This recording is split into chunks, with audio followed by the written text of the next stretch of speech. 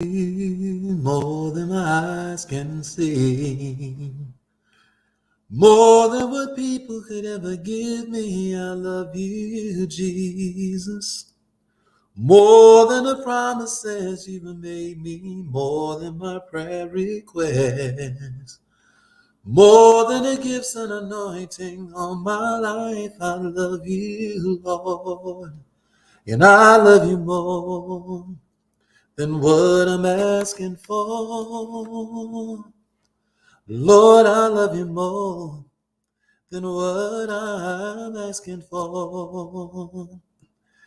And Lord, I love you more than what I'm asking for.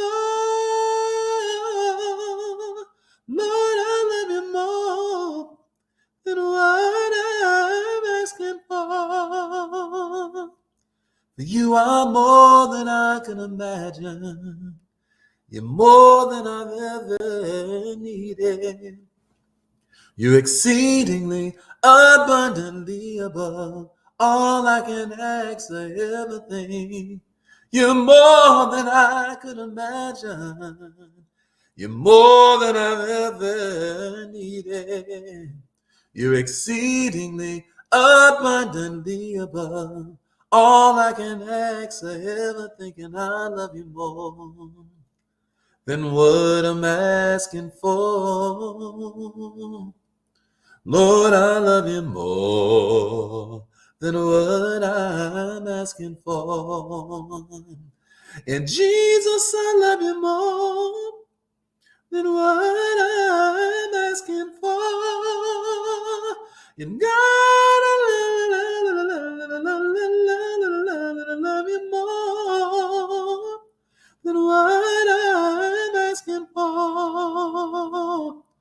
And Lord, I love you more than what I'm asking for. And Lord, I love you more than what I'm asking for. And Lord, I love you more, Lord, than what I'm asking for. Good morning, everybody, and welcome to the Wealth Channel. Good morning, Brother Marco. Good morning, Berlin. How are you? Good morning, Cool's Cutter. What's happening, my brother? Good morning, Forever Young. Good morning, Joe Perry. Good morning, Q. How you all doing today? Good morning. Good Sunday morning to you. Good morning, Brother Ron. Good morning, Pretty Girl. Good morning, Renola. Good morning, Yonkers. Good morning, all of you. Good morning. Good morning. I hope your day is. I hope you're having a beautiful day already. I certainly am. I'm grateful, appreciative, getting better and better every day, feeling a little better every day, and didn't cough at all last night. All night long, didn't cough at all. Thank God. And I can still tell there's something going on with my lungs here. But hey, any relief is better than none. So we're going to thank God that things are any better, and we're not going to complain about anything. So I want to talk to you all today about this idea. Good morning, Tech Fire. How are you? Young Shades, good morning to you. And this morning, the idea I want to talk to you about is there to embrace the new you. There's a man inside of us, a woman inside of you all. There's a person inside of us who is much better than a current version of ourselves. And we talked about this a little bit yesterday, but we really didn't have time to serve it justice. So I want to talk to you because you still have, this is just the first quarter of the year. So you still have 3/4 of the year left, and you should have an outstanding year. You should have a phenomenal year.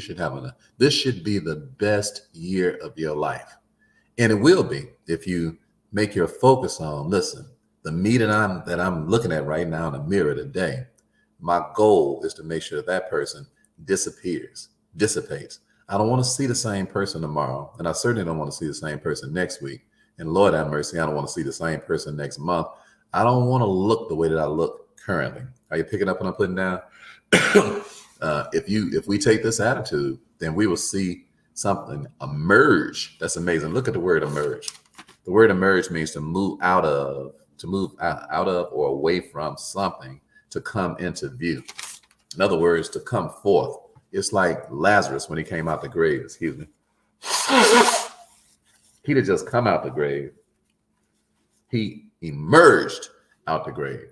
Just like when a chicken is hatched, or just like a child, when a child comes out of the mother's womb, it just emerges. Are you picking up what I'm putting down? Sometimes faster than a woman was anticipating. Some women have had children in the backseat of cars and cabs and all in elevators and all kind of places. Why? Because that child said, you know what, it's time to do what? Emerge. I'm doing what? I'm coming out. I'm like, I'm coming. What? I want the world to know. See, there's a person in you right now who's begging, kicking, and screaming to come out. The much better version of you and I than we're currently experiencing. And that's the way God made us. God made us as an evolution. In other words, we are always evolving and getting better and better if that's the aim, if that's the goal. Now, some people are smug. Some people think they've arrived, so it's just not what they want to do.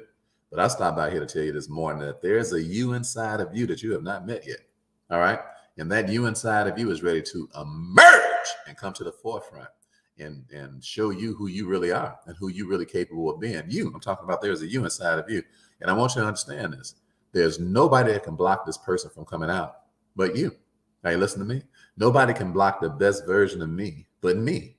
And as soon as you stop that idea that somebody else got control over that, then you'll start being able to see that person to emerge. So how do you get this person to come out? You say, Ricky, he's so fantastic. He's so wonderful. He's so awesome. He's so awe-inspiring. He's a person inside of me that I really want to see. Well, how do I get him to come to the forefront? Well, before anything can live, something has to die. That's just the way. This Bible is based on principles. And it's the principle of there is only life after death. After the death of Moses, that's when what? Joshua did what? Emerged. That's when he came what? To the forefront. After the death of Elijah, that's when Elisha did what? Came to the forefront. He emerged as the next what? Most prolific prophet in Israel. Are you digging what I'm saying? After Jesus died and went into the grave, then the Holy Spirit did what? Emerged and came forth. Because Jesus said, I'm walking with you now. He said, but I'm going to be what? Inside of you. It's going to be so personal until you're going to be so dynamic and be such an awesome human being. Why? Because I'm going to be literally inside of you. And I'm going to be like dynamite inside of you, waiting to come up out of you. I'm going to help your life to do what? Blow up. I'm going to help your life to do what? Explode. This is what God is telling you this morning. He said there is an explosion inside of you that you aren't. There's an earthquake inside of you that you haven't seen and that people haven't seen either. Why? Because it is lurking up under the shadows of who you already are. So that means that who you already are has to get out of the way. Who I already am has to get out of the way. We cannot be satisfied with who we already are. This is something that the church does not teach. The church teaches a smug type of contentment, a lazy type of contentment. It's sad. I'm talking about the church. I'm talking about church people, religious folk. They teach this contentment with being mediocre, this contentment with being okay, being regular. That's not who you are. You're not no regular person. All right. You have greatness inside of you. And the idea of you settling for being regular is not biblical. Are you listening to me? There's a you inside of you that needs to emerge. And the only way that it's going to emerge is that the you that we already see is got to go away. Are you digging what I'm saying? You got to become unknown before you can become known. I know we talked about this a little bit yesterday, but this is the subject today. The subject today is embrace the new you. There is a new you inside of you. You have to embrace him. And that means that you're going to have to get rid of the you that you currently are. That's the attitude of everybody who wants to make it in this life and who wants to be successful and who wants to be able to be a blessing to people. We are not satisfied with who we currently are. I don't care what the accomplishments we've gotten. Are you listening to me? And sometimes we need to get so far removed from who we currently are until we don't even recognize that person no more. It's like they're non-existent. Why? Because your current person has the new you, locked up, tied up, and chained, gagged and bound. There's a you inside of you right now who's in a witness protection program, who's a hostage, all right? A hostage by what? By who? By your current you. The current you has the new you tied up in a corner someplace with duct tape on his mouth. I know what it feels like. At 2:00 in the morning, some cats knocked on my door. I didn't know who it was. I thought it was probation dudes or whatever. They used to come by whenever they got ready. So I didn't know who it was. So I'm thinking, what the heck? So I'm like, who is it? Nobody answered the door. I say, who is it? Nobody answers the door. So finally I open the door up. Boom! These marks. 2 dudes come in, bum rush me and knock me on the floor. I'm like, what the hell? Somebody want to fight at 2:00 in the morning? Then it dawns on me, no, these Negroes are robbing you. I'm like, what? How you gonna rob the preacher? I don't sell no dope no more. I don't get out no more. I don't hustle no more. I don't do none of that scandalous stuff. I'm just sitting around and minding my own business, trying to bless the crackheads in the neighborhood. And y'all don't come stick up the preacher. Yeah, what the hell? So then he knocked me on the ground. Boom! So I'm on the ground. Next thing you know, I'm tied up with duct tape. I'm like, what? I can't believe. I'm thinking, man, they about to blow my brains out. They put a pillow over my head the way they execute you too. So I started praying. I said, hey, Lord, I said, forgive them if they finna kill me. I said, forgive me for my sins. If I got any sins in my life, forgive me right now, because it looked like it might be my last couple of breaths. So they started talking to me. They started, hey, dude, we got all your money, dude. Dude, we got all your money, dude. Dude, we got all your money, dude. I started talking back with that duct tape on my mouth. I was like, yeah, dude, you got all the money, and leave your brother a couple of dollars, because you don't need to come up with all of that. Then they said, I said, plus you can't kill nobody, man. Tomorrow, Mother's Day. It was the day before Mother's Day. This happened in 2002. This is 20 years ago. I said, you can't be killing nobody, man. It's Mother's Day tomorrow. And they said, man, hold your head down. You'll live to see your mother. You know, dudes. And they let me go. Did not kill me. I mean, what the hell? Don't nobody let you go no more. They kill you over 50 cents. They killed some crackheads living next door to me. They couldn't have owed nobody nothing but $50. Burned them up, literally burned them up, burnt their crib up. That's how scandalous the neighborhood was that I was living in. That's how ruthless it was, you dig? And so I'm still here talking to you today because of the mercy and the grace of God. That's why I smile and cheese and laugh every day. I ain't waiting on nobody's permission to be happy. Why? Because I done seen it all, baby. You dig? And when you done seen it all, you like, man, y'all ain't talking about nothing. Life is fast, quick, brisk. Next thing you know, you in here 1 second. Next thing you know, you dig? You on your deathbed. Now I done seen it all. You know, I done seen it all. So I'm like, you know what? I'm gonna do what I'm gonna do while I'm gonna do it. I ain't sitting around waiting on no little poo butts like they like waiting for them to make me happy and all that kind of stuff, or waiting for their approval to do nothing. I get up every day doing whatever I'm gonna do, and I make it happen. How about you? Why? Because I know that I ain't the best version of myself, and I'm not gonna sit around here and be like that. I'm not gonna keep my new man tied up with no duct tape the way those marks tied me up. Are you listening to me? Do you have somebody inside of you right now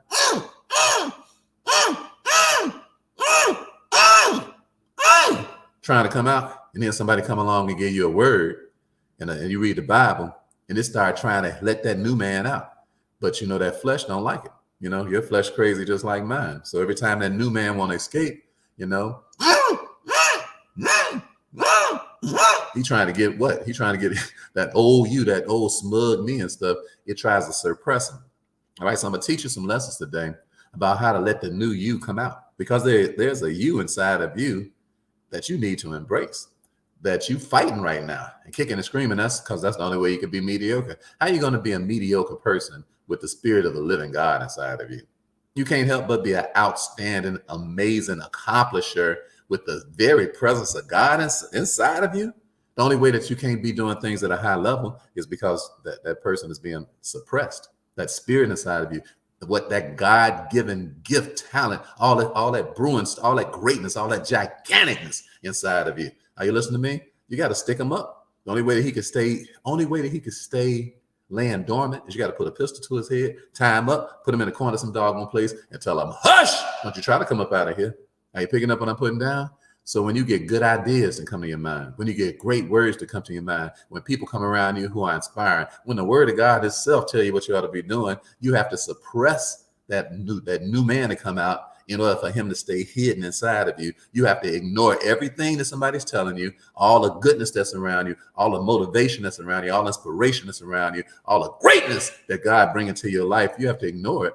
And you have to make a conscious effort to ignore it in order for the new you not to emerge. Are you picking up what I'm putting down? What I'm telling you is that don't you tell me that you're not having a war with yourself, because you are, and so am I.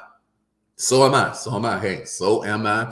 Every day we waking up fighting the pettiness that's trying to fight against the greatness inside of us. Oh yeah. We make a lot of excuses and all that sort of thing, but I want to teach you how to come up out of that today by the Bible. I'm going to teach you what the Bible teaches us, and then let's all do it together, all right? I got some pettiness in me. I got some pettiness in me. It needs to go. It needs to go. It needs to be executed. Oh, yes, it does, all right? And I'm going to show you some of the things some of the ways to help. The Bible tells us this. It says, provoke one another to love and good works, meaning that we need to be provoked to come up out of our crazy flesh, because our flesh is crazy. Why do you keep saying that, Ricky? What do you mean by our flesh? I'm talking about your natural way of thinking. Your natural man is a very petty person. Are you listening to me? You sitting around, you have no idea what's going to happen to you if you don't let the new you escape. You don't want to die with the regular you running everything right now. No, you want the new you to run everything. And you got the ability to be able to do that. Why? Because God gave you a new spirit.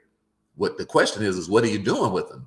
Is he inside of you working, or is he inside of you bound and gagged because you refuse to let him work? Let him come to the forefront. All right. You refuse to let him what? Emerge. I stopped by this morning to tell you to embrace the new you. There's a you inside of you much fresher than the you currently experiencing. Are you listening to me? And me too. Me too. Me too. Oh, yes, it is. Let me prove it to you. Here's 2 Corinthians chapter 5, verse number 17. And the Bible says, therefore, if any man be in Christ, he is a new creature. Old things are passed away. Behold, all things are become new. You know what? When you let this man out, this man that you've been holding in, when I let this man out, this man that I've been holding in, this a gigantic person inside of us. You have a gigantic, an enormous person inside of you. Oh my God. If you would just let him out. All right. It's a new you. It ain't you. It ain't the you you've been used to. It ain't the you that you done settle for. It ain't the you. All of that averageness, all of that mediocrity, all of that underachievement. That's the old you that's blocking the new you. Are you digging what I'm saying? And the Bible said, Paul said, man, if any man be in Christ, he's a new creature. You know, old things done passed away. Behold, all things become new. Behold, that means to view, to gaze at. Are you listening to me? When you allow this man to come forth, it blows your mind. You have to do what? Behold him. You look up and you say, wait a minute. I used to be so petty. The way I was dealing with stuff, it didn't make no sense. My progress was taking years and years and years. So I decided what I'm going to do. I'm going to behold this new man. See, if you look at that new man long enough, you'll say, wow, what a handsome guy. What a beautiful woman. Wow, what an amazing spirit. Wow, what a great way to do things compared to the way I was doing things. Why? Because the old man is petty. The old man is cheap. The old man is trifling. The old man is lazy. The old man is narcissistic. The old man ain't no good. Are you digging what I'm saying? So we have to do what? We got to embrace the new you. Are you listening to me? There's a you inside of you. And you need to embrace them. And you know what you need to do? You need to evict the old you. Are you digging what I'm saying? All right, let me prove it to you again. Here's Ephesians chapter 4, verse number 23. And the Bible says, excuse me, he said, verse 22. And the Bible says that he put off concerning the former, it says that you put off concerning the former conversation of the old man, which is corrupt according to deceitful lust. Now that's a strong word. That's a strong word. I'm talking about you embracing a new you. So there's a you that is corrupt in a, I don't know what I did with my tissue. Hold on a second.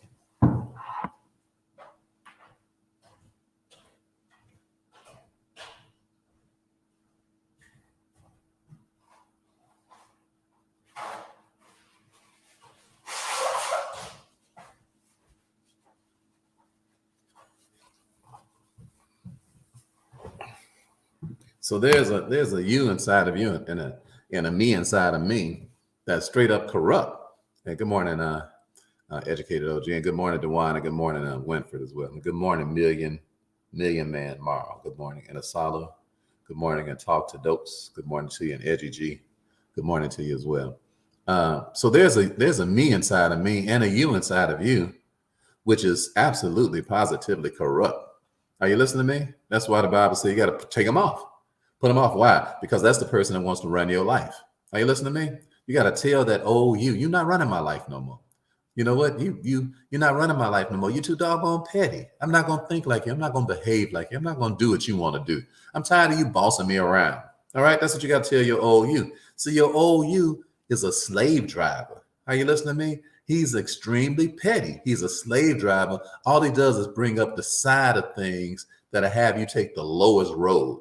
Are you listening to me? He's what? Corrupt. Yeah, you. I'm talking about you. Your old you, my old me. They're corrupt. They always want to take the low road. They don't want to take the high road. They want to take the high road with nothing. Why? Because they want to take the road of least resistance. That's the old me and the old you.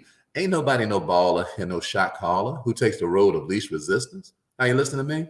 Good morning, Harold. How you doing, my friend? Those of us who got anything worth having, any measure of success, we always looking for what? The high road. We ain't looking for the low road. Are you digging what I'm saying? And so are you. So are you. So are you. You got a you that's inside of you that takes the high road. It don't take the low road. Let me give you some examples. All right. So let me just read a few to you. All right, here's your old man right here. He loves revenge. Let me just give you some examples. We go back to Hebrew, Ephesians in a second. But not your new person. Your new person don't love revenge. Your new person loves forgiveness. You say, Ricky, I'm having a hard time with that. Yeah, you having a hard time because your old man is hard-headed. All right. Your old man is corrupt. He don't mean you no good. Are you listening to me? You say, but Ricky, if I run around forgiving everybody, then everybody gonna think I'm a little punk and gonna run me over, and they gonna, no. That's not the truth. The truth is that God got way more sense than us. So that's why Jesus taught us to forgive people. Peter asked Jesus one time. He said, hey, how many times do we forgive our brother? The Old Testament said, what, 7 times 7? Jesus said, no, how about 70 times 7? You're like, what, 490 times a day? Jesus was like, yeah, as often as you need to forgive somebody. Now you're like, that don't make no sense. Of course it don't make no sense. To who? To your old corrupt man. Why? Because he petty as hell.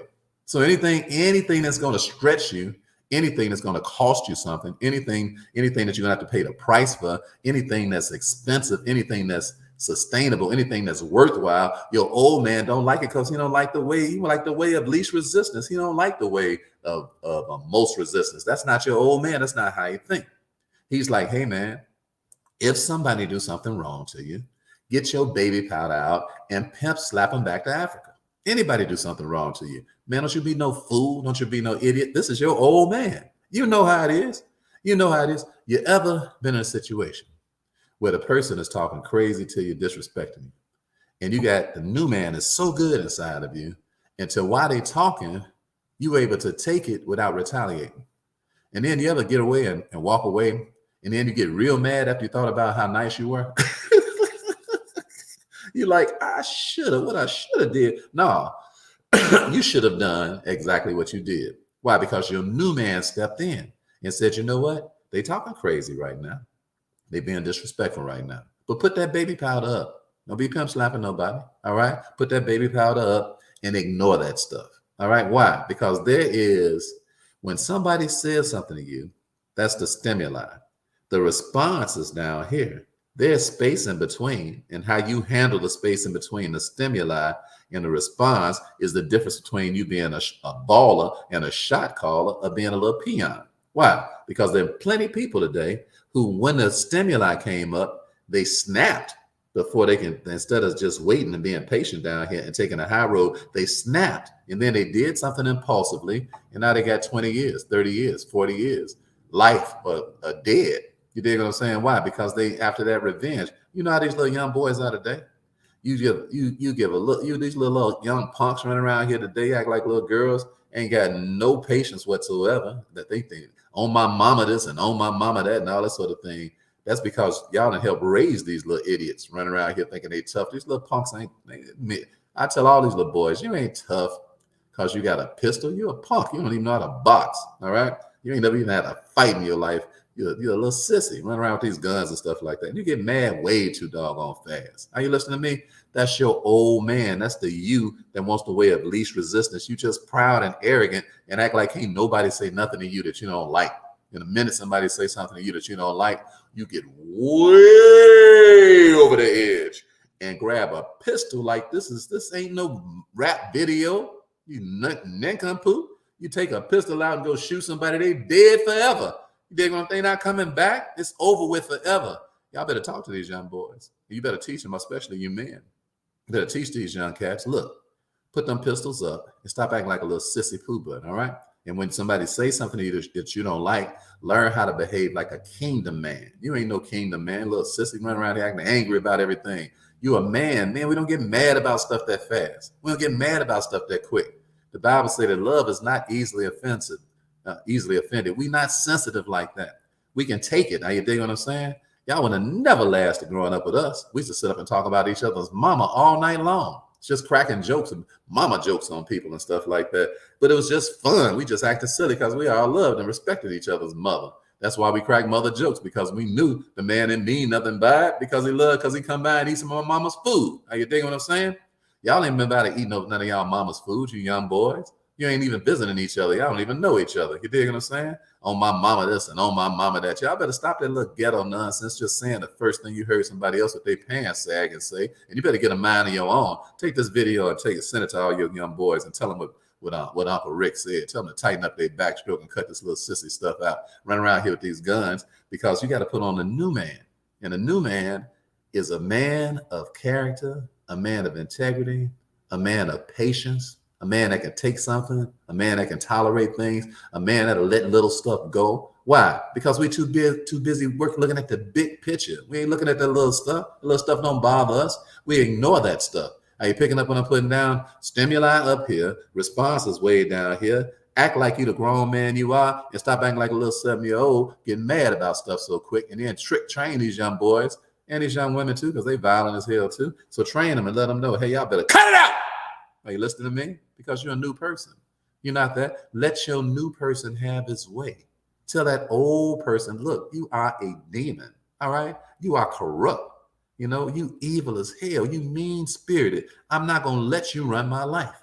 All right? Because what? Because somebody is absolutely positively going to cross me. Somebody is absolutely positively going to talk crazy to me. Somebody absolutely positively is going to disrespect me. And what? Well, how am I going to respond to that? Well, the old man is tit for tat. The old man is like, hey, all right, what you want to do? All right, what you want to do? What you want to do? Come on with it. All right, 20 to your head, no cover up. That's the old man, but that's not who we are. Who we are is that we are gentlemen. And that means that even though somebody came at us, we ignore that foolishness and we do not give it our energy. We pray for the person. Sometimes you got to check them to their face and let them know, you dig, you ain't talking, you ain't running nothing but your mouth over here. I'm be praying for you, dig, because I don't get out like that no more. And then you move on. Are you digging what I'm saying? Remember them in your prayers when you wake up the next morning. It ain't no power in your life like the power that you get when you pray for your enemies. Man, that power is another level of life. Are you listening to me?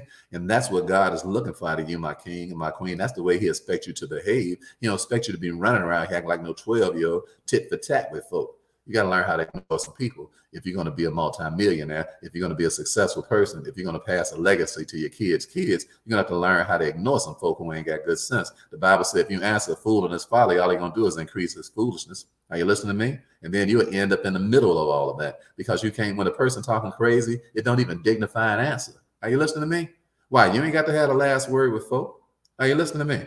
You ain't got to have the last word. Do not send your energy down that street. Why? Because your new man is the person that's running your life now, not your old man. Listen, the message this morning is embrace the new you.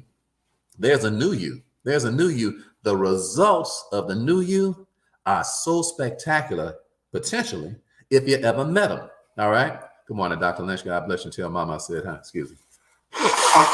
If you really knew the new you. Oh, if only you knew the new you. If you only knew the new you, man, you tell that old you to take a flying leap. If you only knew the new you, because the new you is so much more pleasant. The new you is so much more powerful. The new you is so much more focused. What? On stuff that really matter. Are you listening to me? When you win at the Kool-Aid stand, you're still lost. You're still a winner of the losers. You're still at the top of the bottom. You're still the best of the worst. You're still a mediocre person. Why? Because you ain't win nothing. But you get the grand prize. The grand prize of what? Mediocrity. All right? Ding, ding, ding, ding, ding. You're a grand prize winner. What I win, Brother Rick? You won mediocrity. Hey, dig what I'm saying? You still broke as hell, can't put cheese on a Whopper, still fat out of shape, still mean, breath still stink. Why? Because the old man having his way. Are you digging what I'm saying? Put off the old man with his deeds. And listen, here goes some more. All right. So revenge. Put off that stuff. Because why? Only person that's killing is you. Are you listening to me? Revenge is the poison that you drink, wishing you gave it to somebody else. Are you digging what I'm saying? You ain't getting nothing out of that. You drinking the poison, and you thinking that the other person drinking it. You drinking your own poison. Are you listening to me? You check out my man in the Haman in the book of Esther. He hate Mordecai's guts. Why? Because Mordecai won't bow down to him because he's a little punk. And he used to everybody bowing down to him, but Mordecai ain't no punk. He like, man, miss me and move around. I'm not bowing down to no human being. So my man gets so pissed off until he goes set up some gallows to hang Mordecai. Now, you dig what I'm saying? Read it for yourself in the book of Esther. Dude name is Haman. Haman the hater. Haman the hater. Haman's so mean and nasty and vicious and evil and got so much witchcraft going through him until he said, I can't stand that Negro Mordecai long as he alive. You're like, I'm going to kill that Negro. He said, I'm going to offer this head. He said, I'm going to get him hung. He set some gallows up for Mordecai. You know who ended up getting hung on them gallows, don't you? Him! That's right. Oh, hateful Haman. Listen, you can't stop the haters. Just don't be one. All right, are you listening to me? That's the old stuff. That's the way you used to act. That ain't how you act no more. Why? Why you want to act like that? Why you want to get revenge? Why you want to be so mean? Why you want to act like that? Huh? It ain't getting you nowhere. It ain't getting you nowhere. And then when you start counting your money, your change is strange and your money is funny. You dig what I'm saying? Because all that stuff adds up. Because you focused on foolishness that ain't got nothing to do with nothing. Why you actually answering the foolishness of the people who causing you the grief? You ain't supposed to answer that stuff. All right. Are you listening to me? Put on your answering service when the devil call you. All right. Put on the devil call you. Put on your answering service and say, I'm sorry, Satan. All right. I am busy. What? For the rest of my life. That's how busy I am. Why? Because I done put off the old man with his deeds. That dude is dead. You dig what I'm saying? You can't kill a dead man. They say, Ricky, what did you do when them dudes broke in your house and stuck you up and tied you up with duct tape? What did you do to them? Well, they let me go. They didn't kick me. They didn't shoot me in the head. They took the pillow from I got up out of that. I broke up out that duct tape like I was Superman. Because you know how you break up out of stuff when you're worried about somebody coming back again. So my adrenaline got to flowing. I was like, ah! I was like Samson up in that piece. I broke that duct tape, boy. Came up out of there. Called the detectives. Told them, man, I just got robbed. They say, can you hold on? I'm like, hold on. You call the detective. The Mogs ain't show up for 2 hours. They gave the villains enough time to come back and kill me 3 times if they wanted to. Little trifling police. Only time the police come running to you, especially a black man crib, only time they come over real fast is when you've been accused of something. You tell somebody something happened to you, they take their sweet time. They eating donuts and stuff in the middle of the day. I told them I just got stuck up. You dig what I'm saying? I just bust out some duct tape. Yeah, they take 2 hours to come. I wasn't even mad. I was so glad. I was so happy to be alive when they came. I'm half sleeping, all, in a funk and everything, because I like, what the hell happened tonight, you dig? All that's going through my head, but I'm so grateful to be alive until that was the biggest part of that. So then what happened? I found out who the dudes was that stuck me up. Why? Because they were selling my purses that I used to sell to all these women. They selling my stuff to my clients. And they so goofy. They walking around with cards. They made up some cards like they in business, like they got a legit business. They selling my merchandise to my clients at the salons I used to go do business in. That's what I used to do when I used to sell purses. Made a lot of money doing it too. And they was like, so they selling stuff to my customers. So they gonna give one of my customers a card. So when I go by the shop I normally go to, they said, hey, how you doing, Brother Rick? We so glad you're alive. I'm like, praise God. I'm glad I'm alive too. They say, yeah, them dudes that stuck you up. I say, what about it? They say, I think they selling your merchandise. I said, I'm pretty sure they selling my merchandise. They're like, yeah, because they came by here. Now I'm like in Harvey, Illinois. And I get stuck up and they go to Dalton, Illinois, which ain't up to about 15 minutes away, selling stuff to my client. They some lazy thieves on top of all of that. You did? They ain't even got enough sense to go to the north side and sell the stuff. They selling it 10 minutes away. So, and passing out cards with their number on them. They goofy too, slow as hell too. You did? But thank God they didn't kill me. So she gave me the card. I said, okay. So now I got their number, right? So I called the police. I said, hey, I got the phone number of the dudes that stuck me up. You ain't even got to worry about it. I got their phone number. I said, just call them and act like you want to buy a purse. They so naive and goofy. They'll show right up, right there, and you can just bust them. So these are trifling police in Harvey, Illinois. These mogs tell me, they said, hey, you think the girl who saw him, that didn't come down here and look at a couple of mug shots? I was like, hell no, Starsky. They're not coming down here to look at no mug shots, okay? This ain't TV, man. It's real life, all right? I got the dude's phone number. Ain't them girls ain't finna come down there looking at no mug shots. Anybody finna start all that stuff? Just call the dude. You that lazy, man? Just call the dude and tell him you want to buy a purse. They'll just show up and it'll be the easiest bust you ever got in your life. So he wouldn't do nothing about it. So I'm teaching y'all about the old man and the new man today. So my old man would have been like, man, the hell with this. All right. These tricks done came in and robbed me. I ain't doing nothing to nobody. I got something for that. That's what my old man would have did. And these old trifling police, you know what? I just be my own police because they don't give a rat's behind about what happened to me. They lazy as hell. They ain't paying no attention to what I'm telling them. That's the old man. All right. So it was a dude sitting inside of the shop when he heard all of this. So he said, man, you got their number, huh, Brother Rick? I said, yeah. He said, man, what you gonna do, man? What you gonna do? What you gonna do, man? What you gonna do? What you gonna do, bro? What you gonna do? He trying to provoke me, right? So I said, man, if I see them dudes again, I'm gonna give them $100 tip because they didn't kill me, because I went around and I made all that money back in like a month. Let me tell y'all something about the old man and the new man. The old man will get you killed. The old man will get you locked up. The old man will get your head blown off. The old man, at the very least, will lead you into being an amazingly mediocre person that don't accomplish nothing. That's the old man's job, is to make sure that you live and die and don't have no impact, or even worse, die before your time. That's the old man's job. The new man is different. The new man got a lot of sense. The new man knows how to reason. The new man thinks before he does something. The new man is wise and smart.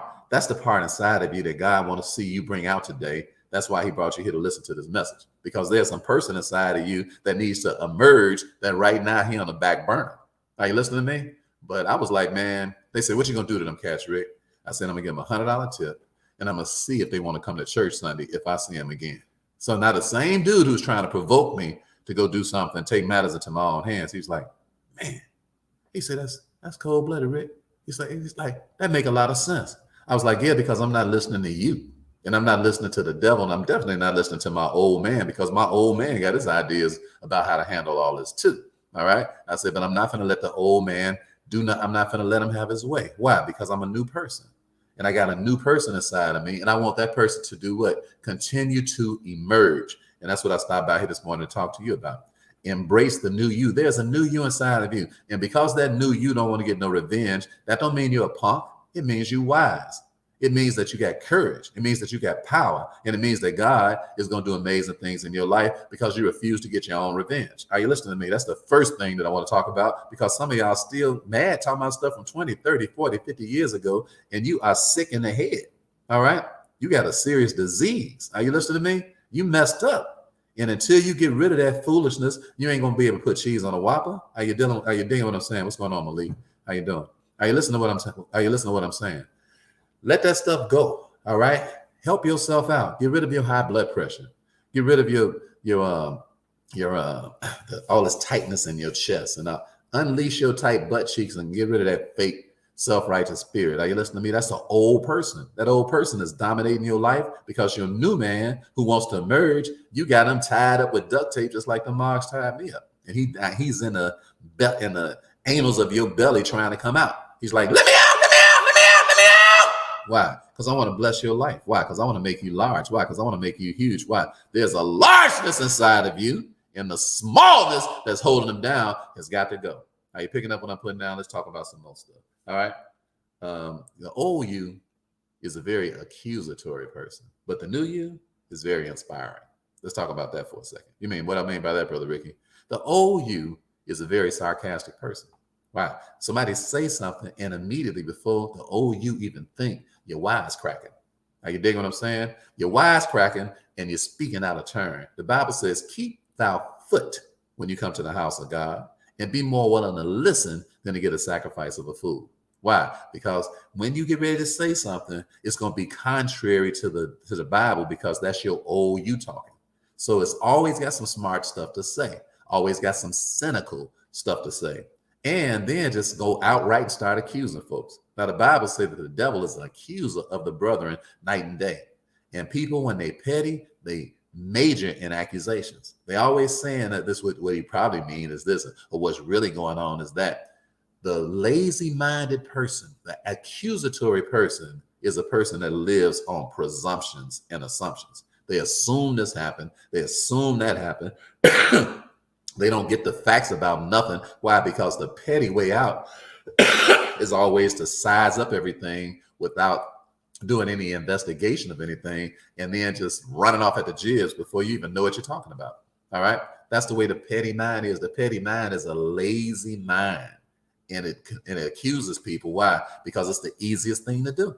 Why? If I don't really know the facts, then what the hell? I just make up some stuff.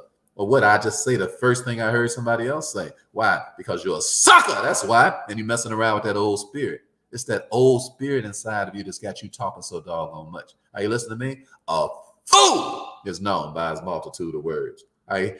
Wise people, we don't talk a lot. You say, Ricky, you talk a lot. You train people 7 days a week. That's training. That's different. But I do multi-million-dollar businesses. All right. And you say, how is that, Brother Ricky? I don't talk hardly at all in the middle of no negotiations, all of that. Why? Because the more you talk, the less you learn. So I'm just listening to the person talking to me.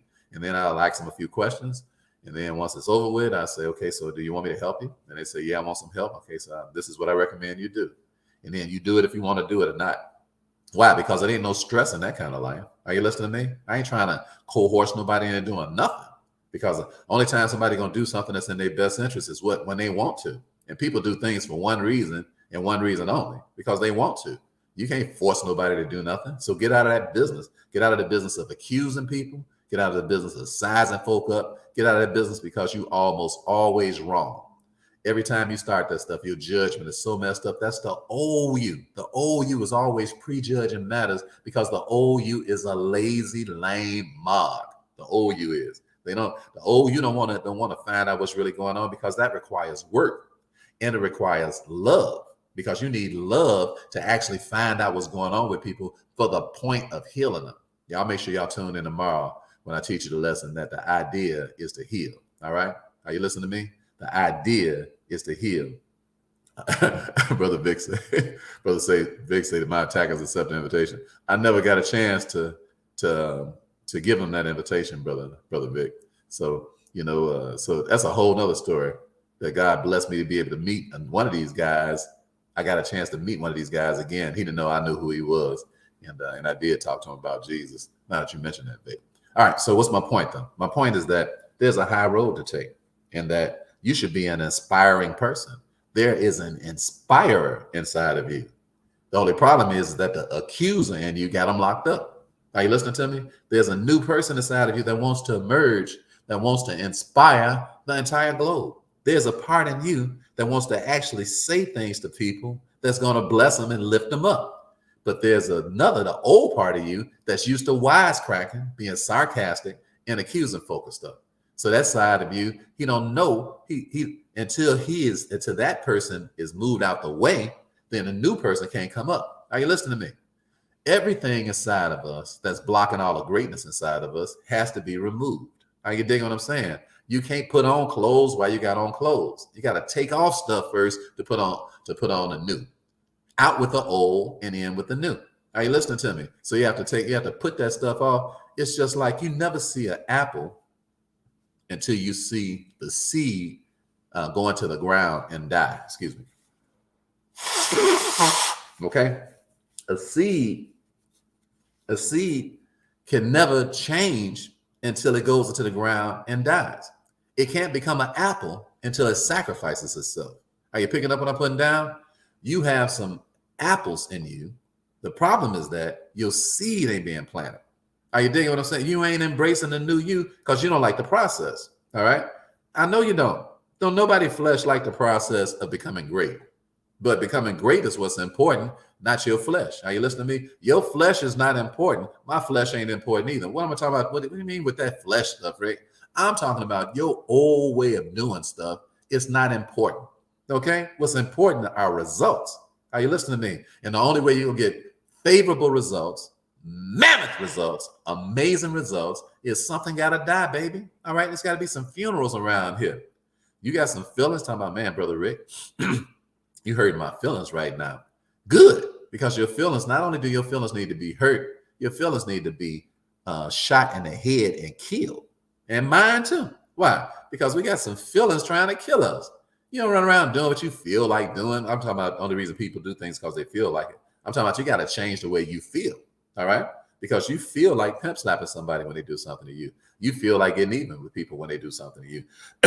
You feel like doing whatever you want to do that just suits your fancy, and so do I.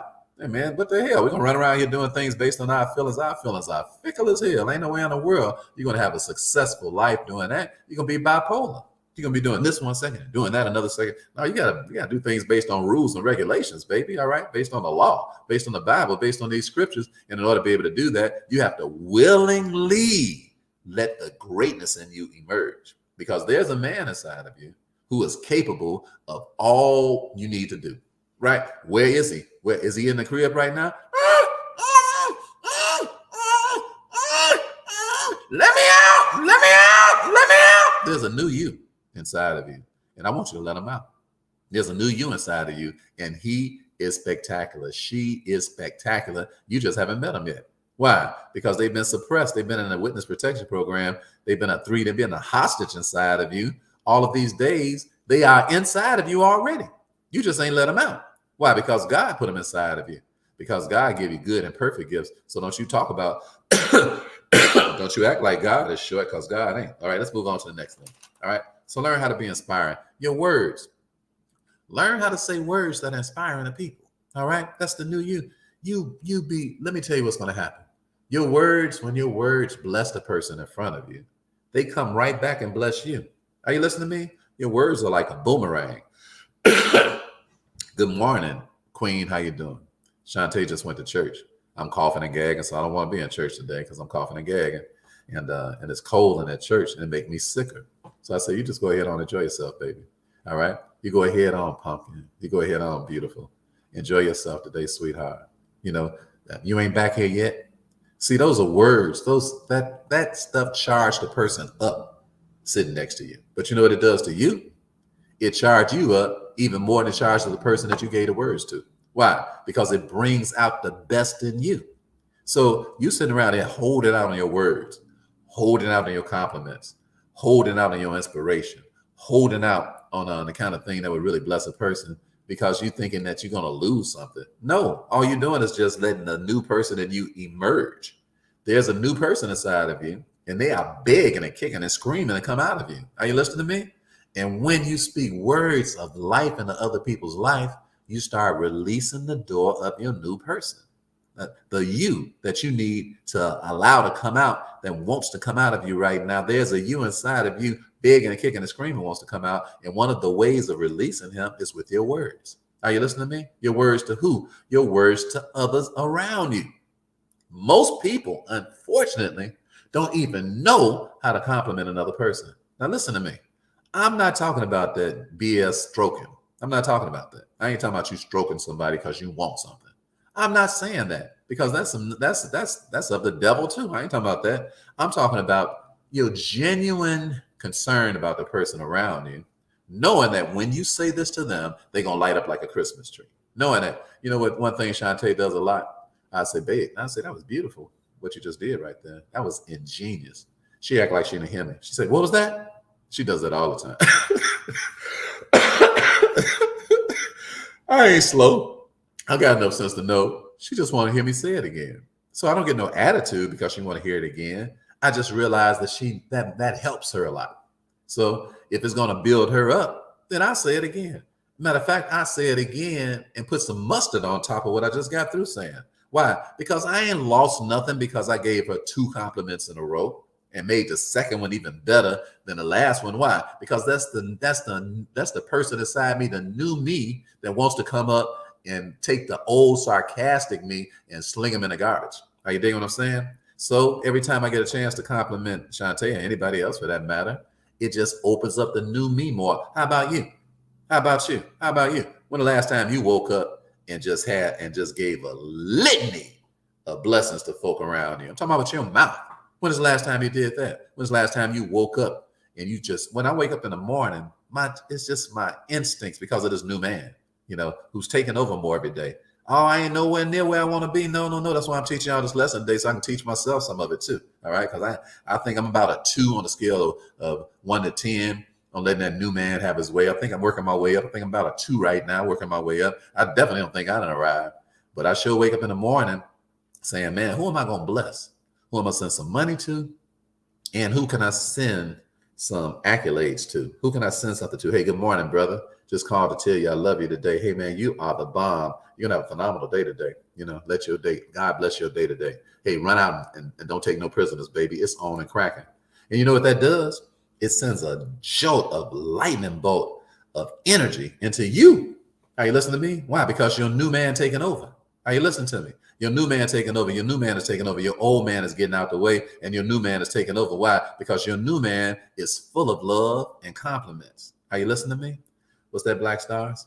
Can words of forgiveness and love be in? Oh man, please, Black Stars, you can come on, man. Don't make me bring. Don't make. I mess around and make you a guest in a studio.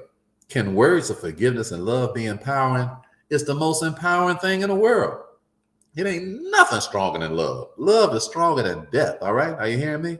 It ain't nothing stronger than love, and that's why your old man want to keep your love locked up. Are you listening to me? Your old man don't like that. Your old man don't want to see you progress. So when you start saying loving, kind things to people, your old man is kicking and screaming and like, what the hell is going over here? You say, look, I see a breakout. So your old man is like a warden in a prison, okay? And when he sees you start speaking things like love into the atmosphere and encouragement and inspiration into the atmosphere, your old man is like, I see a jailbreak taking place here, and I see the new man trying to come out, and all of the new man's quality and characters, I see them all trying to bust up out the joint. All right. So yes, Black Stars, words of forgiveness and love are amazingly empowering. Amazingly empowering. I just told a friend recently who was having trouble with her relationship with her mother. I said, "It's still your mother?" So she was like, yeah, but she don't be treating me right. I said, "No matter, you treat her right." She was like, "Yeah, but," I said, no, you ain't getting it. I said, "You ain't getting it. You ain't getting it. Treat her right anyway. You ain't got but one." I said, "So treat her right anyway." She said, "Yeah." I say, "I'm not saying that you ain't right about what you're saying. I'm saying, but it don't make no difference about whether you right about what if she wrong. That ain't even what's important. What's important is that this is your chance to show what? Some forgiveness, some love, and some mercy, and you just keep doing it. And you just watch and see what happens." I said, "You just keep doing it, you watch and see what happens. You just keep doing it and watch and see what happens." And sure enough, just her acts of kindness and her consistent and her ability to go against the way she was feeling and to go ahead and do what was right to do, it started creating this love affair back and forth between her and her mother. All right. And the same thing happened with all of us, because love is stronger than death. Just give it a shot and see what's going on, because your old man ain't working. Your old man ain't having it. Your old man got you with high blood pressure, and you drinking Pepto-Bismol for breakfast in the morning, and you bitter and all that sort of a thing. Don't be bitter. Get better. All right, because the old man gets bitter and bitterer, but the new man is better and better. Are you picking up what I'm putting down? And listen to me, Black Stars. God bless you. Listen to me. Nothing is taken away from you when you take the high road. Nothing. Your old man tell you that, because your old man got your new man in the witness protection program. So your old man is always saying, like, don't be no fool. Don't be stupid. Use some common sense. You can't be kind to folks that ain't kind. It's not kind to you. You can't be speaking words of life into people that are trying to bring about your demise. You can't do that. All right. Use some common sense. Okay. Give it to them just like they gave it to you. That's your old man. But your old man is a complete idiot. Your old man ain't got no sense. Your old man is trying to kill you. And you ain't going to be. That new person is spectacular. And you're going to see amazing results in your life. I ain't talking about what I heard. I'm talking about how I live. Why? Because I don't keep no record of nothing. Are you listening to me? I don't keep my own record for my own nonsense. And I don't keep no record of nobody else's either. Why? Because that's not my job. My job is to make sure that I stay in the moment, living in the moment that we have, because we ain't going to never get the day back. We've been talking for 53 minutes. Those minutes are over with forever.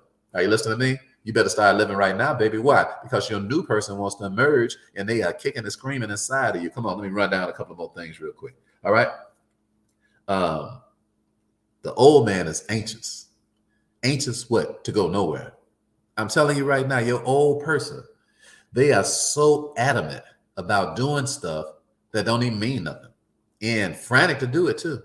You know what I'm talking about. I'm talking about that person that passes you up on the street because people drive the way they behave. I'm convinced of that. I'm convinced people drive the way that they behave. They pass by you like a bat out of hell, almost ran you over just to get to the light. And they just sitting at the light. Same light you pull up to, all cool and calm and all that and everything. They so anxious and frantic. They ain't got no rest inside of their soul. All right? They tripping. Okay, why? Because they old man is who they are. It ain't they old man. It's they present man, and they new man ain't nowhere to be found. All right. So because of that, they'll almost kill you riding down the street and all psychotic just to get to the light. Now, the same mod who almost killed you and ran you over to get to the light, the same nincompoop, all right, who he ain't battling with the old man and new man. It's his old man that's just totally present right there. His new man don't even exist. I ain't talking about the person having the struggles like we struggle. All right, we struggling with the old man and the new man. We are. But listen to me good.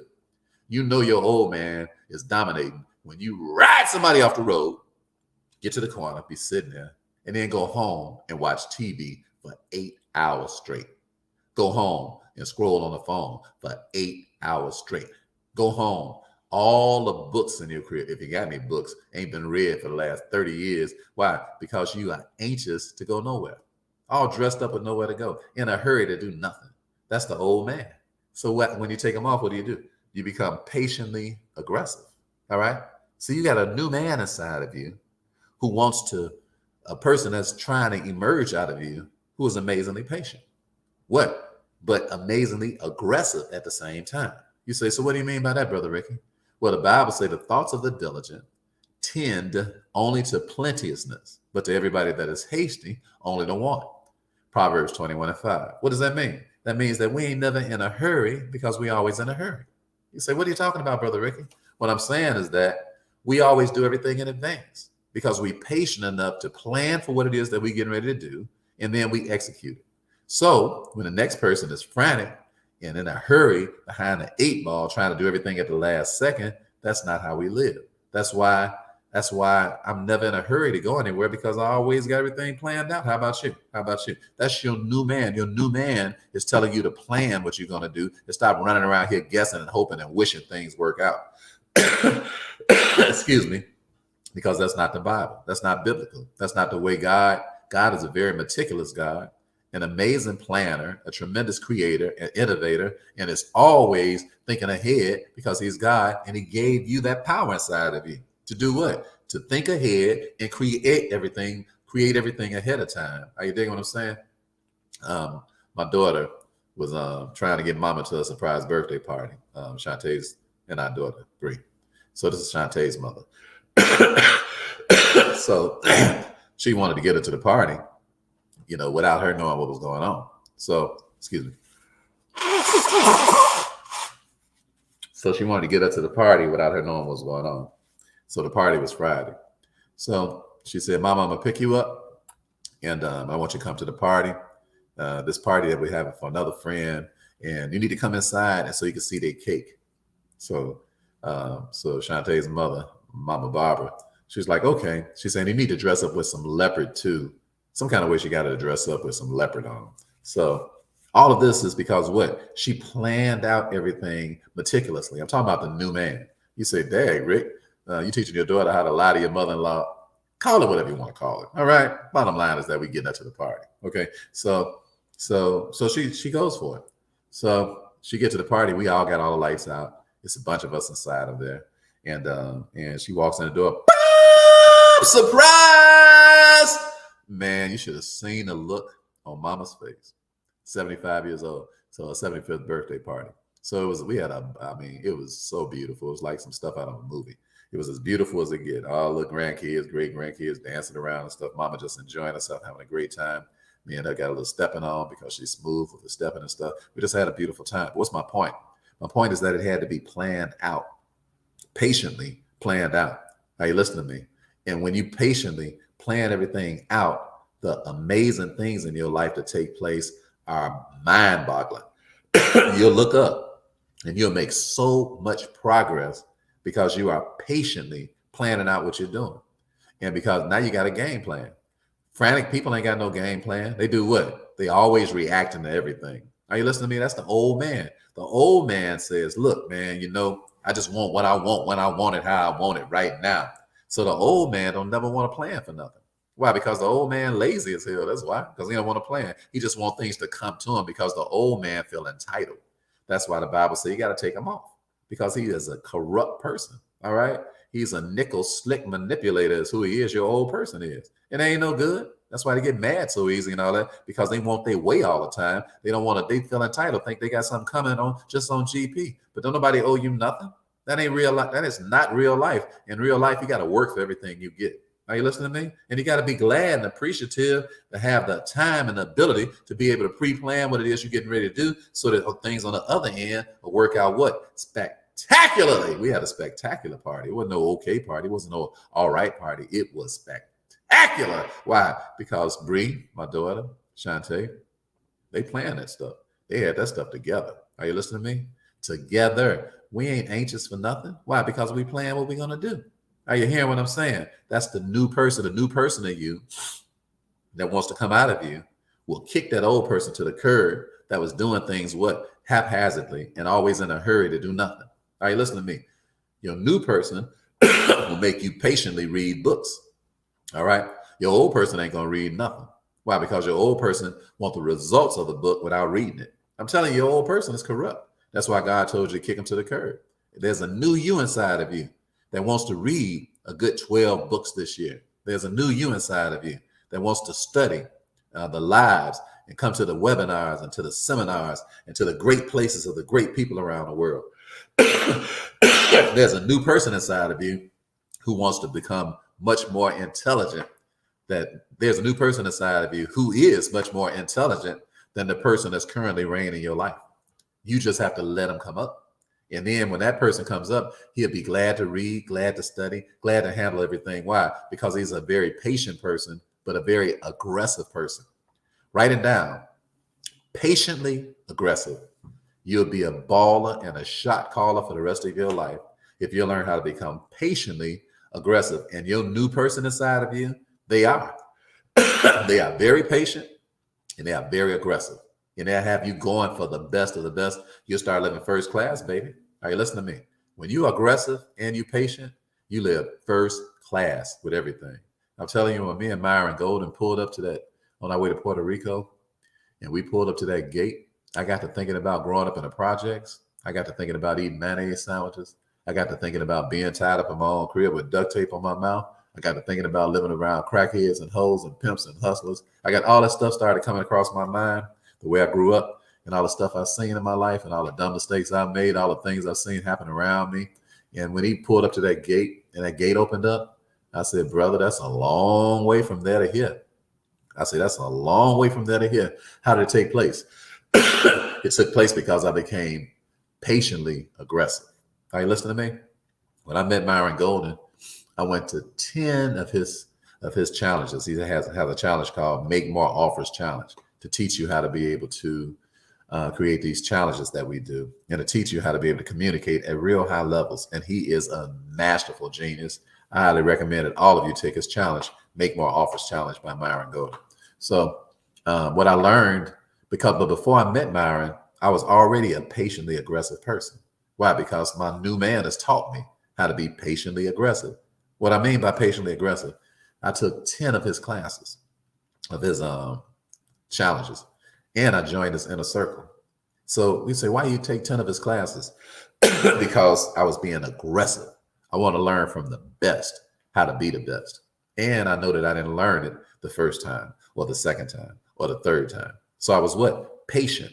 But I was what? Patiently aggressive. What are you saying by that, Ricky? What I'm talking about is that if you want the best, and your new man will bring the best out of you because your new man is the best version of you. All you got to do is just let him out. He's already the best version. You just got to let him out. Okay. So that new person inside of you who wants to come out, that new person is amazingly aggressive. You say, Ricky, I'm too timid. I'm too intimidated by people. You know, I'm too passive. Okay, great. That's you. That's the part of you that needs to die. That's the part of you that's blocking who you really are. Because that's not who you really are. Who you really are is a person that's patient and aggressive. You just got to let them out. Are you listening to me? Because when God put himself inside of you, he didn't put no scary person in you. He didn't put no apprehensive person inside of you. He didn't put no passive person inside of you. That's not who you are. That's just who's representing you right now. All right. But you got the ability to kill that person and let the new person in. If I was you, I would do a jailbreak today. I would do a jailbreak today. I'd be saying, you know what? I'm letting my new person come out. I'm out. I was singing that to myself. I want the world to know, hey, I'm coming out. Hey, that's what I would be singing to myself. Do you know you got power? You got to speak to yourself. Speak to yourself, brother. Speak to yourself, sister. You got power over you that ain't nobody else got. Okay? Use your power. All right. Let the best you come out of you. All right. I got 6 more things written, but I'm getting tired. So let's just talk about 2 more things real quick. Let's talk about there's a you right now who is physically lazy. All right. But there's a you inside of you that wants to work out consistently. All right. Amen. Sister Valerie, what's that there? She said, I'm happy and grateful for new relationships, partnerships, and new inner circles in this season. That's good, Valerie. Speak over yourself. Speak over yourself. That's what's going to make the difference in your life. Your teachers, your coaches, your trainers, man, please. If y'all get on this aggressive learning curve, if you'll get with that thing, stuff that would have took you 15, 20 years to do, you'll do it this year. Are you listening to me? When I met Myron, man, my income went from what it was when I met him until it 10x'd, 10x'd in a year from what it was that I met him. And then it went from 10x'ing in a year to 10x'ing in a month. I'm talking about the income went from what I used to make in a year. I mean, what it would have took me 10 years to make, I made it in 1 year. Then what it would have took me, that money start turning into monthly income. Are you listening to me? Why? Because I was aggressively patient. Let's move on to the next thing. All right. I just saw Valerie's comment, and I thought that was a wonderful comment. And I want you all to know that y'all ain't going no further than your teachers. So let somebody teach you. All right. So your current person right now, if this is you, is not working out. He's lazy. And you find every reason and every excuse not to. But there's a person inside of you who's going to be working out 3-4 days a week consistently. Let them out. Let them out. Let them out. Your health is your wealth. Are you listening to me? Let that person out. That's the new you. Okay. You're looking at yourself now in the mirror and you're looking at what you don't like. I'm talking about if I'm talking to you. Okay. And I'm definitely talking to me right now because I got some health things that I'm engaging in. I got a doctor who's a coach that I'm hiring. All right. She's a doctor and a coach. And she's a medical doctor and a natural doctor. Okay, she can help people reverse cancer and everything. All right, and you're gonna keep hearing me talking about it because anything that's gonna help save y'all lives, you're gonna hear me talking about it. Her name is Dr. Glenda Davis, and you will hear me talking about it. You will hear me interviewing her here and everything because she's a spectacular gift to men and women around the world. She's an amazing person. So I'm gonna be biohacking with her. Why? Because being sick, I'm not having it. I don't know about you. But I'm not having that in my life. I'm not going to be walking around here with 1 foot in the grave. No deal. Everything I can do for my body, I'm going to do it. How about you? How about you? Are you going to let that new person out? Imagine this. Just imagine this. Just close your eyes for a second. Imagine you wake up in the morning and your shoulders are broad. Okay. Your stomach is flat as a pancake. Excuse me. Your ability, your endurance level is amazing. All right. And your sharpness of mind is absolutely has been like 100 times because of this amazing amount of energy that you have, and now you can do things that the old man couldn't do because the old man was suppressing that new man that wants to come out. In other words, now you're 100 pounds smaller, lean, fast, quick, nimble, energetic. All right. Open your eyes back up. Look at that person. That's the person inside of you that wants to come out of you. Oh, yes, it is. Oh, yes, he is. He's inside. He wants to come out of you, and you have the ability to let that person come out. Matter of fact, I command you in the name of Jesus Christ of Nazareth that you will look inside of you and let him out. Let him out. He wants to come out. He's sitting in there, and you are capable of letting that person out. All you got to do is yield. You know what yield means? Yield the right of way. What? The right of way for you to be feeling good. All right. It's the right of way for you to be feeling. You ought to be feeling right. And you ought to be feeling right. What? Right away. So let that person out. All right. Be aggressive. Let them out. Let them out. Let them out. There's a you inside of you that you haven't seen. You want to look up now in a month and you want to see the new you emerging. All right. Coming out. Then you want to look up in 2 months and see the new you emerging even more. All right. And then you want to look up in 3 months and see the new you emerging even more. I'm talking about the physical you now. All right. I'm talking about you want to look in that mirror and be like, man, I want to kiss myself. All right. I'm liking what I'm seeing. Why? So you like it with the program. What you see, you want to see that. You want to be able to sing that to yourself. Are you listening to me? It ain't nothing that'll happen, nothing better that'll happen to your self-esteem than to know that you are on a consistent program to do something about the way you look. Are you listening to me? You got control over that.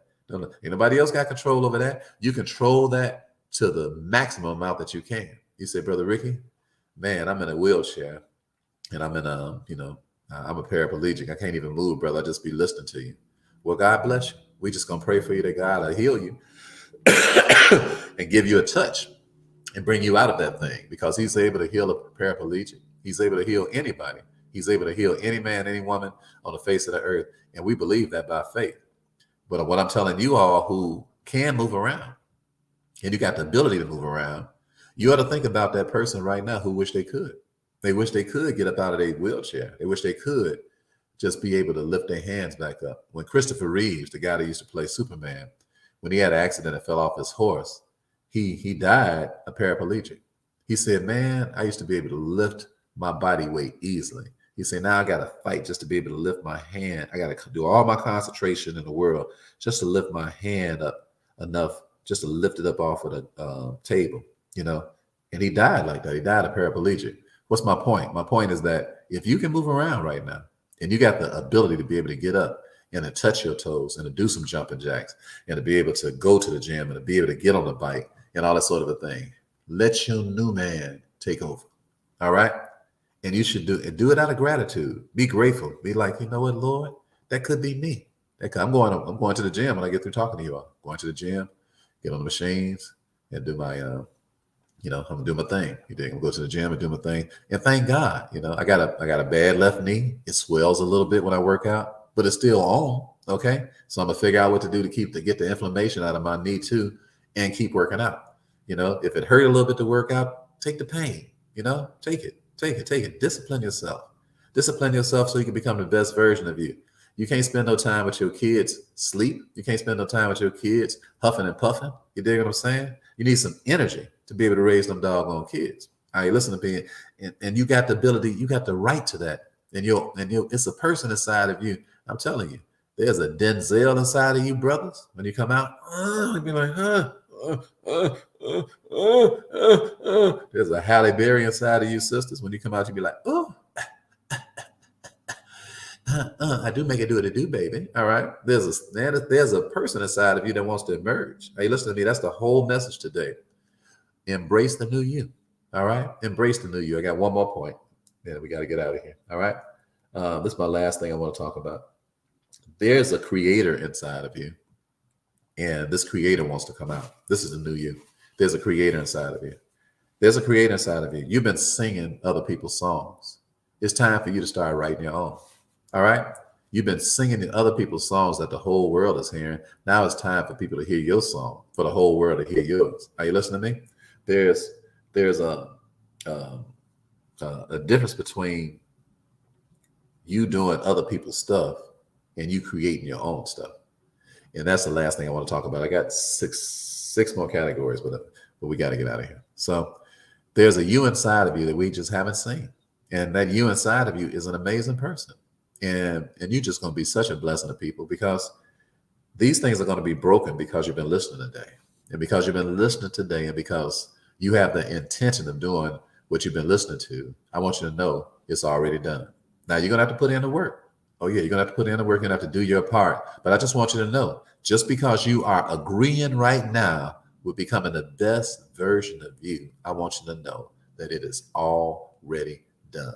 All you have to do is put into action what you've been listening to today, according to the scriptures. That's all you got to do. And I'm telling you right now that you will be able to do it. I'm telling you right now that you have already done it. I'm telling you right now that God has already blessed you. Now all you got to do is just go ahead and do the thing that God already done inside of you. I speak into your life the amazing ability to be the best version of you. And I'm so happy that you were here this morning. And I'm so happy to know that we'll be celebrating together sometime soon. We'll be celebrating together. You'll be accomplishing some amazing things, and we'll be celebrating together. I want you all to promise me that you'll do something today, and that's that within the next 30 days, I just like you to send me a message, okay? If you could just send it to my Instagram, I promise you I'll answer it too. I just like you to send me a message, Rick the Wealth Coach on Instagram, and just tell me, Ricky, 30 days ago on the 19th of March, I said I was going to have this done in 30 days. I was going to see this new part of me emerge over this next 30 days. I'm going to work on this to bring this out of me that's not existing right now because I have not allowed it to come out. And I want to celebrate with you. All right. I want to celebrate with you. I'd like you to tell me in 30 days what it is. I don't know what it is. It might be your new song that you wrote. I don't know. It might be the 10 pounds that you lost. It might be the 10 pounds that you put on. I don't know. It may be the relationship that was going south and you hadn't done it. You hadn't done your part to do anything about it. And now you've done something about that. It might be your bank account. You say, you know what? I made some money moves, Rick. And now I'm in better shape than I was 30 days ago because the inspiration I got while we was talking today. So I know that some of you all who are listening right now, I know that you're going to follow through. And that because you're going to follow through, that thing has already happened. So I'm looking forward to some 30-day testimonials. Listen to me good. The penny's on the presentation, but the fortune is in the follow-up. If you'll follow up on today's lesson about bringing out the best version of you, that version of you has no choice but to come forth. Listen to me. I'll leave you with this story. When Jesus heard that Lazarus was dead, when he heard that his friend Lazarus was dead, and his boys was with him, and his boys said, "What's going on?" He said, "Man, Lazarus is at the crib. He ain't doing good." They're like, "What?" They say, "Yeah, he's sleeping." They say, "Well, if he's sleeping, he's doing good. Lord, why you want to go mess up a man's sleep? Let him get a sleep on." He said, "Man, Lazarus is dead." But to Jesus, he wasn't doing nothing but sleeping. But his boys couldn't understand it. So he because of you got a situation that looks dead, but to Jesus, it's just a situation that's just sleep. Are you listening to me? Like your old man inside of you right now, your new man inside of you that's coming out, he ain't dead, he just sleep. And Jesus is going to bring him out of you. Why? Because you asked. Okay. So Jesus told him, "Hey man, let's go on back so we can take care of my boy, Lazarus." So they was like, "Oh man, Lord, you can't go back over there. You got warrants out in that part of it.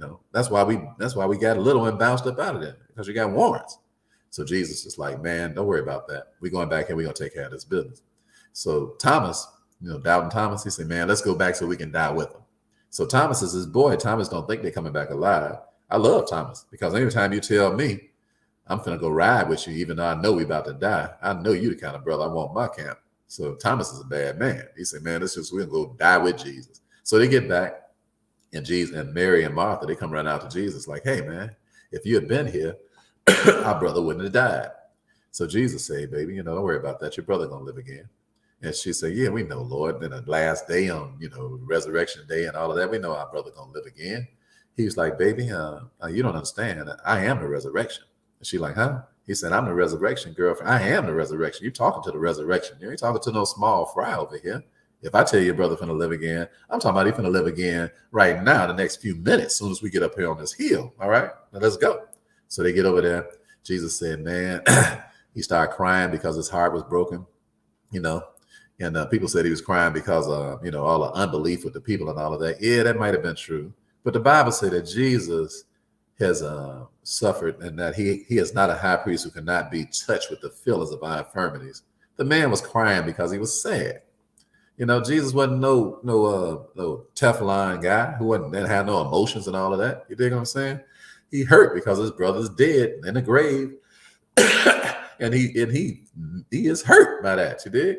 So he got on over to the grave and he said, "Hey man, roll a stone away." And so they say, "Lord, come on now." They said, "By now he's stinking real bad. He's been dead for 4 days." Jesus is like, "It don't make no difference." He said, "The man just sleep, as far as I'm concerned." He said, "Roll a stone away. Just go ahead and do what I'm telling you to do, even though it don't make no sense to you." And I'm telling you right now, if you want to see that new person come out of you, just do whatever God said, even though it don't make no sense. All right. You're like, "Lord, my situation been dead a long time. The chances of me recuperating from what I've been through is zero. No. Stop telling yourself that, because that's just not true. Because when Jesus show up, everything possible. Are you listening to me? And I don't care how long something been dead. It don't matter. All right. Matter of fact, it just give God a better chance to show off, because God loves to show off. Your big problem to you is not a big problem to God. Your big problem with you, whatever you've been carrying with you, whatever then died and decayed, and whatever rigor mortis has set in your life and all that sort of thing, is irrelevant to God. Are you listening to me? God does not look at your situation the way that you look at it. So allow God to come on in and have some. Just let him show up. Okay, just at least invite him to the party. All right. Yeah, I'm talking about invite him to your funeral, invite him to whatever it is that's dead in your life. Invite him and watch what happens. So he said, roll a stone away. And then he said, Lazarus. He said, come forth. And you know what? Lazarus emerged out of that grave. Now, why did he tell Lazarus to come forth? Because Jesus ain't no joke. If Jesus had just said, come forth, everybody in the grave would have came out. Are you listening to me?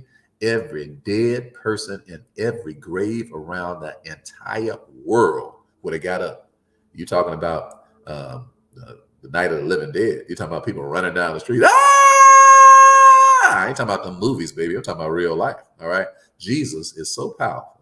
Until if he had just not called out Lazarus' name, everybody in the grave would have had to get up, because the word of God is so powerful until it has to be obeyed.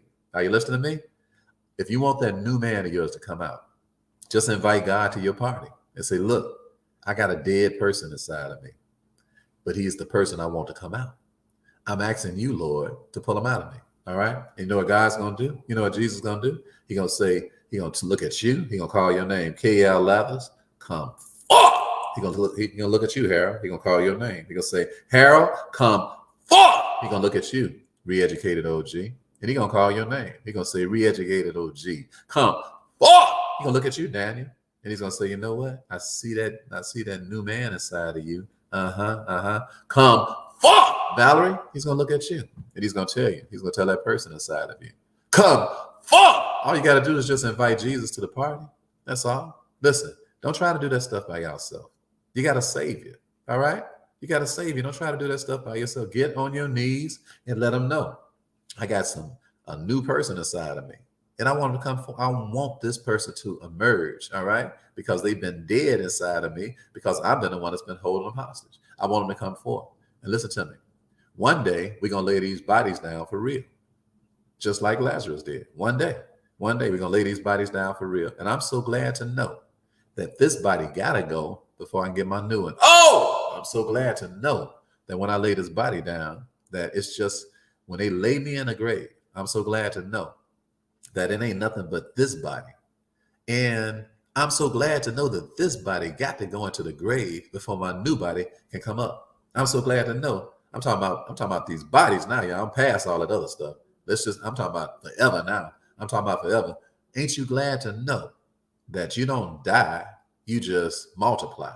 Ain't you glad to know that? Come on, we like baby kids up in this piece. We don't die, we just multiply. We are kingdom kids. Are you listening to me? It's the best news in the world, because all of us gonna lay those bodies down, but we don't. My mother, who left here a year ago, my mother ain't dead. All right? We just went and prayed over her gravesite the other day. My mother is not in the grave. Are you listening to me? That's just her bones by now. It's probably a skeleton by now that we was praying on top of. But that don't bother me. Why? Because that was just a memorial. That was just something to do to let just from all of us and my kids and the grandkids who was with me. We just went to pay homage to let you know that a cold sister then came by here, a cold queen that came by here, and we just came to drop down on our knees and let God know how much we appreciate what she still has here, because she ain't dead. Are you listening to me? We don't die, baby, we multiply. Are you picking up what I'm putting down? Because the Bible says the body got to go down into the ground, but we're going to be sown in weakness, but we're going to be what? Raised in power. We're going to be sown in mortality, but we're going to be what? Raised in immortality. We're going to be sown what? What I'm talking about sown?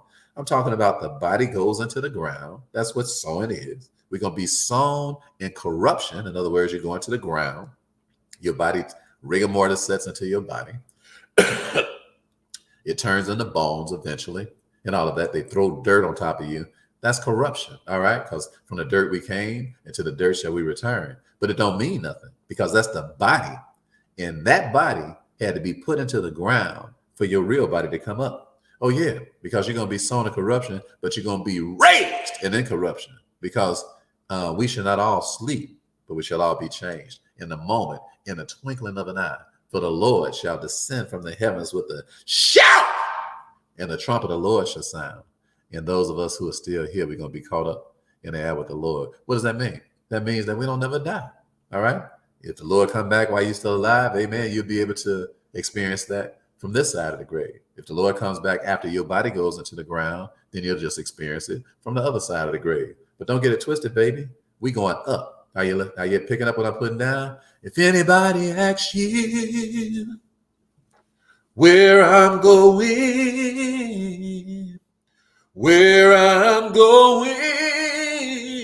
soon, hey, if you want to know where I'm going,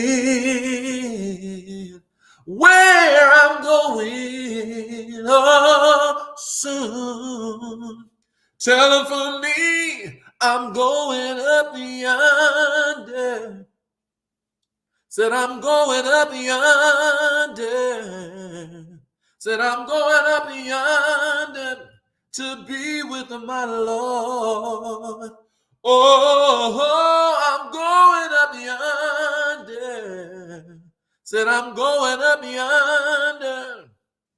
Said I'm going up yonder to be with my Lord. You know what?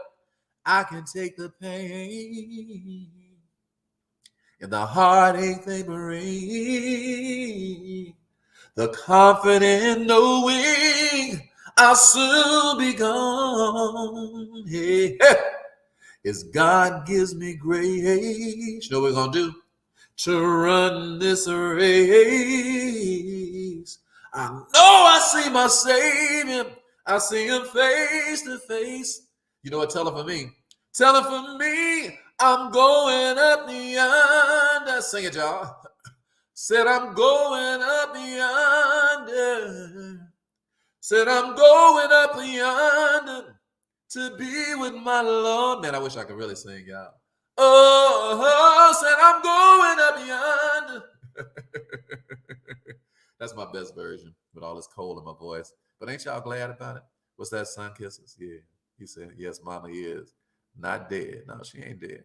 She ain't dead. She ain't dead because Jesus ain't dead. All right? We live a live life around here. That's why we're full of life. We full of life, baby, because you can't kill us. We don't die. We multiply. What's that, Valerie? Valerie, if you want to help the kids in Kenya, then send me a message over to my Instagram. Okay, Rick the Wealth Coach on Instagram, and just ask me for the link because I'll be pressing all these buttons and stuff while I'm talking. All right. So if any of y'all want to help the kids in Kenya, just send me a message. I'm about to send them some money as soon as I get off. That's the first thing I'm gonna do when I get off of here. You said I already took care of that, Valerie. Okay, great. Thank you.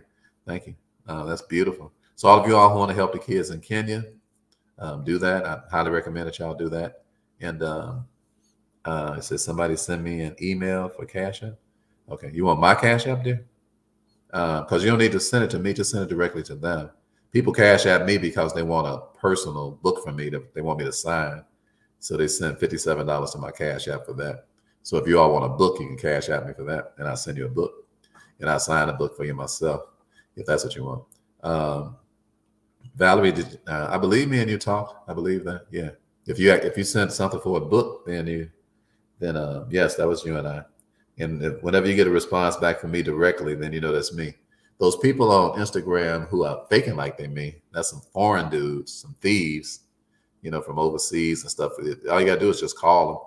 If anybody say they me, y'all, ask them for their phone number, because they give you their phone number. But then when you call them, they say, I am representative of the something department for Rick. They some lying devils. They ain't representing nothing. All right, they got their own fake business, and they tricking y'all out y'all money. And it make me so mad. When my friends tell me that they sent them some money, I'm like, man, That really ticked me out. Maybe want to grow my perm back. What's that, Dewan? Do you use PayPal for connecting your bank account or card? I don't understand that question, Dewan. I have a PayPal account. I have a PayPal account that's attached to my trust. So when I pay people through PayPal, it comes out of my trust, and I get back multiples of my money because I spend it out of my trust. So like when people are doing business with me, and I give them 1,000, 2,000, 10,000, whatever, Like in Myron's case, I paid him $350,000 to be in his to be his VIP person. So really, what's 350 times 4? 350, 300 times 4 is what, 12? 300 times 4 is $1,200. Yeah. So $1,200, then 50 times 4 is what? $200. So what, $1,500? So yeah. So I paid him 350. I'm sorry, 350,000 is what I paid him. So I paid myself 1.5 million to take his training, because I got all that money comes back on my income tax refund. I don't know if that's what you're asking me, Dewan. All right, but I pay people out of my trust when I pay for services or whatever the case may be. So none of my services cost me anything. None of my vendors cost me anything. They don't cost me nothing because I get paid multiples of the money that I spent out of my trust. So I don't even know if that's what you're asking me, brother. But if that's what you're asking me, that's the answer to that question. Oh, that's 1.6 million. Marco got his calculator out. Right on, Marco. Yeah. So I paid myself $1.6 million. And it could be a little bit more than that, because I don't really even take my own charges out the back end for my own stuff the way I charge my customers. So it's really more, but you guys are used to hearing me say 4 times, so I just try to keep it uniform so you won't be confused. I know y'all tripping, everybody listening to that right now. You're like, Ricky, I ain't never heard of nothing like that in my life. Well, that's because you ain't been to class. So if you don't come to class, then that's on you. I teach the class, but it definitely ain't on me to make you come. All right, you got to come and learn. You say, what class are you talking about, Ricky? My Financial IQ Challenge, that class. All right. Our next one is what? The first week of April. First week of April is our next class, and we'll be broadcasting from Orlando. So that'll be our next class in April. You say, what does your class cost, Ricky? You can pay as little as $97 if you want to be in the bleachers, like the bleachers, like way up there in the back, what a Facebook group is, because you can't ask questions. So, I wouldn't buy that, because I never buy the cheapest ticket to nothing, because I don't want no cheap tickets. I always want the best ticket for whatever I'm doing. And you say, well, that's because you're rich, Ricky. Well, how you think I got rich? Okay, I come from the projects, man. All right. I'm telling you, I used to eat mayonnaise sandwiches, and I was homeless. So I ain't trying to hear that. What's that, Black Stars? He said you attended the February challenge. Can I reach you on Instagram to talk about joining the legacy group? Well, the time is out for that now, Black Stars. You have to come to the next challenge, because we accepted all the people in February. And I want you all to understand this too. And this is not for you, my friend. Not anything shot at you, but I want y'all to understand about business. In business, have some rules, have some regulations, and stick to them. Okay. And if a person can't meet the deadline, just tell them to come the next time, for whatever your business may be. Don't never make money more important than the culture that you're in. Why? Because you won't teach the people that's coming into your culture. You will not teach them culture. And the reason that we have a problem, in terms of, especially in the Black community, the reason that we have a problem with money is because we have a problem with systems. We're not very systematic. We do things, kind of like, when we want to do, we try to do things when we want to do it based on our own terms, but that's not good. So I make people stick to their regimens that do business with me. And that's how I help people get rich. It's because I was like, look, when I met you, you did not have a regimented way of doing things. But don't you see me every day, 7 days a week at 10 o'clock in the morning, talking to people all over the world? And don't you know I've been doing this for like 4 or 5 years? It ain't just no stuff just to be doing. It's because I love people for real. And I can't, get through the day unless I help somebody. Are you listening to me? And so when I meet people, I'm like, I'm not frantic for your money. And you can only do business with me under certain circumstances. And that's the way all of you all should be. You should all be like that. And then, so that way you won't be serving money and worshiping money, because people, they change for $1. You just show them $1 and then they change everything. It's like, okay, here go all my rules. And then you flash $1 and they just drop all their rules. I mean, you step on their foot and their legs open up. Are you picking up what I'm putting down? You know, you got to be in a systematic way of doing things. And if you guys didn't watch the video, the training that we did on wealth is built by systems, then you need to watch that, because our wealth was built by systems. We have a systematic way of doing things. My wife does what she's supposed to do. My kids do what they're supposed to do. The grandkids do what they're supposed to do. And the people that work with me, everybody does their part. It's all teamwork, you know. And we just stick to our guns. Why? To help you. Because when you come into a situation and there's a cultured way of doing things, now you learn culture. Now you learn. And the reason that Solomon was so rich, and the reason that Solomon's kingdom was so phenomenal, is because Solomon trained everybody in his kingdom. And that's why people from around the world came to meet Solomon. Why? So they can learn how to go back home and run a kingdom. Because they was like, man, we out of control. Our stuff is discombobulated. You know, we have insurrections and all sorts of things going on in our countries. So they came to Solomon, and he taught the rulers of the countries how to behave. You know, when I have my mastermind coming up in Orlando, coming up in April, the second week in April, the very first thing that I teach at the mastermind is the King Solomon business model that I learned from Myron Golden. It's the first thing that I teach. All right. You say, why do you teach that, Ricky? Because if you want to run a kingdom and an empire, it's got to be sustainable. It's got to last. And it's got to last what? Forever. You know, for something to last forever, there's got to be some rules, regulations, and boundaries for you to be able to run that thing. And you got to do that stuff purposefully. And it's got to have a blessing and an anointing and some favor on top of it so that it will last. Are you listening to me? And we as a people, we need to learn how to embrace systems. We need to learn how to embrace culture. So Black Stars, I'm glad you asked that question, because you helped a lot of people here. And then that way they'll understand that the best thing to do in life is to get into the program when you got time. And then if you don't have the time, come when you do have the time. That's why we have a challenge. That's why it's live. You say, Ricky, can't you just send me the recordings of your challenge? I can make up my mind if I want to do business where I'm at. And I say, well, no, that's not how it works, because it's a challenge. And the whole point of the challenge is the atmosphere that you're in. Now, if you can't be there those days, you can't watch the videos, but they are no good after 24 hours. We cut them off. The reason we cut them off is because you need to be actively engaged, in your own posterity. All right. Are you listening to me? You don't call no dude to say, hey, man, come over here and make love to my wife. What the hell? That's your job. You dig what I'm saying? You don't call nobody and say, hey, man, take me to the washroom. Hey, that's your job. All right. Unless things are so bad, like we had to change my mama. We had to change her the last 2 months of her life because she couldn't do it herself. That's different. All right. I ain't talking about that. But I'm talking about when you're capable of doing something, then you don't ask the other person to do what your part is to do. And if you all are going to be rich and successful, you're going to have to stop letting people ride on you and wear you out. You doing what they're supposed to be doing. No, you just teach them what they're supposed to be doing, and then you leave it up to them. And if they do it, wonderful. And if they don't, wonderful. Why? Because your life going to be wonderful anyway, because you're going to do your part, and that's the only thing that you can control. So just control your part. All right?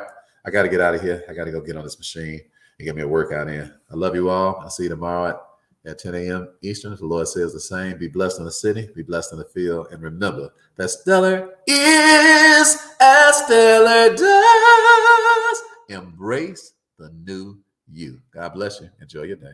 Enjoy your day. God bless you all. Enjoy your day. Have a wonderful day. God bless all of you.